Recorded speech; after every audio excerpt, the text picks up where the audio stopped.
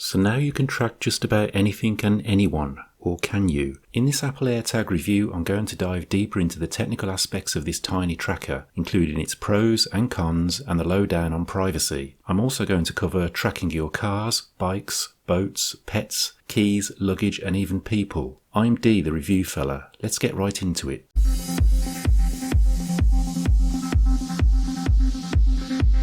So we all waited patiently for the mail to arrive. Well, most of us did. Apple's long-awaited tracker is here. It's small, perfectly formed, as you'd expect from Apple. It's also dead easy to use and fairly inexpensive. You can currently buy one for £29 or $29 or a pack of four for £99 or $99. It immediately rivals all other trackers such as Tile because it uses the immense infrastructure and coverage of Apple's Find My technology. AirTag has access to a much larger tracking backend and infrastructure. Just about every iOS device approaching something like 1 billion users. There are fewer Tile users and those users have to have the Tile app installed. Plus Tile's premium features have a subscription basis. AirTag is the obvious choice for iPhone users because it's a breeze to set up and the Find My app is fully featured with the massive support of every iPhone and iPad on the planet. Tile is the obvious choice for Android users because AirTag is iOS only. So let's open it up and see what all the fuss is about. I can never easily get into Apple packaging and that's official. There we go. So we have the warranty, compliance and safety paperwork. A nice fold-out compartment to hold the AirTag.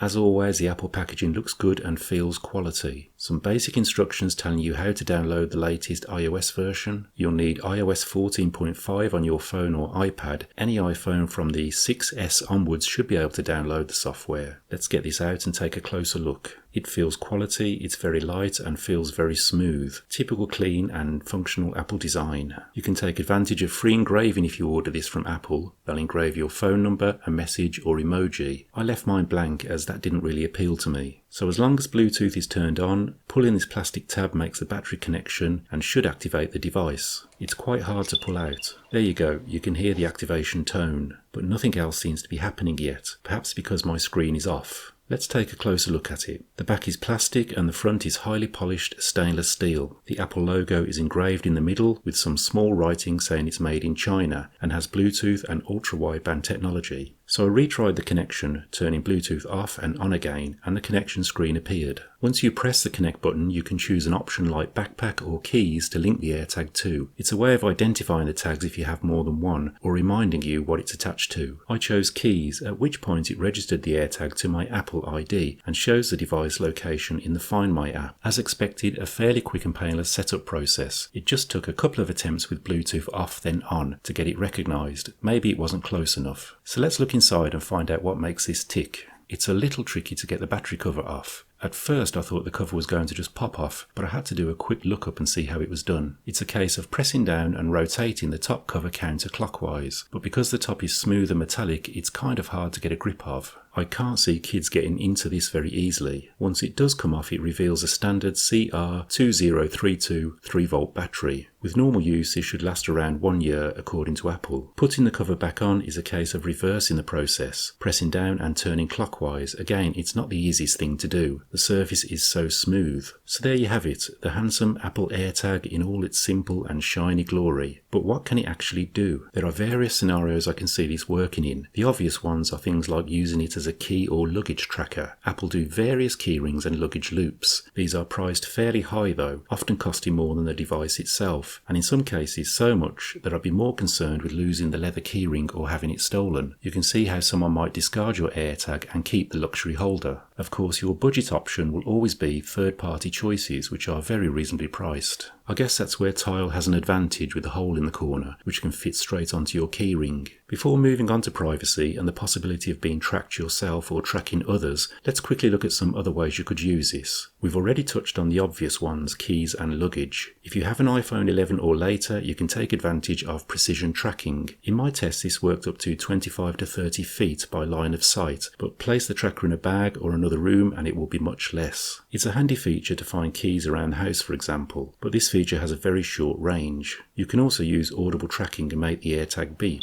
Again, a handy feature giving additional options to find a nearby AirTag. But what about your bike? Now, my bike was a couple of £100 and I'm not too concerned about it. It's certainly not worth a fortune. But if it was stolen, I'd still have to find a couple of £100 to buy a new one. So it makes perfect sense to keep track of it. Placing the AirTag inside one of the frame bags will give me some indication where the bike is if it's ever stolen. However, it's quite easy for the thief to discover this and quickly discard it. It might be better to hide it, perhaps within these rubber gloves or somewhere else. If it's not discovered, I can easily pinpoint the exact location of the AirTag and potentially retrieve my bike. It could also be placed under the saddle, but you need to make sure this is very secure so it doesn't fall off. But then you can easily track it, I guess, so maybe that's not a huge issue. It's IP67 rated, meaning it's 100% protected against dust and dirt and protected for a short time in shallow water. It could be hidden within the frame if you can get access. I'm not sure how much the metal will reduce the device's ability to communicate though, but it is an option. Either way, for £29 or $29 US, this is a great way to track your bike. Of course, it doesn't prevent theft, it just gives you accurate location information. So what about your car? Well, same applies to any vehicle that can be lost or stolen, whether it's a car, motorbike, boat or tractor. Place this somewhere secure, somewhere where it won't be easily found, and it could give you vital location information quickly and precisely. Within my car's first aid kit would be ideal. It's not somewhere a thief might immediately think to look. Or even better, locate a removable panel, like this one on the back of my rear light assembly. Fix the AirTag to the inside of it with some gaffer tape, and once the panel is fixed back into place, the tracker is well hidden. No one will access that compartment unless a rear bulb needs changing. How about keeping track of your beloved pet? Now, I don't mean letting your fur baby eat the AirTag, even though Charlie seems to like the smell and taste of it here, but it could be placed on a harness or around a collar perhaps. Not recommended by Apple, but I can see how it could work. Particularly useful if you let your pooch off the leash when out walking, or if there is any chance of it being stolen out of your yard. It could give you vital and quick location information. It could be quickly discarded, but someone who doesn't have an Apple device may not even know what an AirTag is. So let's talk about privacy and the potential for misuse. What stops some unscrupulous person from tracking someone else? Now, I know you wouldn't do this, I've heard some very good things about you, but let's just say this was slipped into someone's bag or backpack. While it's useful if the backpack is yours and you left it on the train, the device will report back its location as soon as it's within a range of an iPhone, for example. With up to 1 billion users, it won't take long before its position can be pinpointed within the Find My app.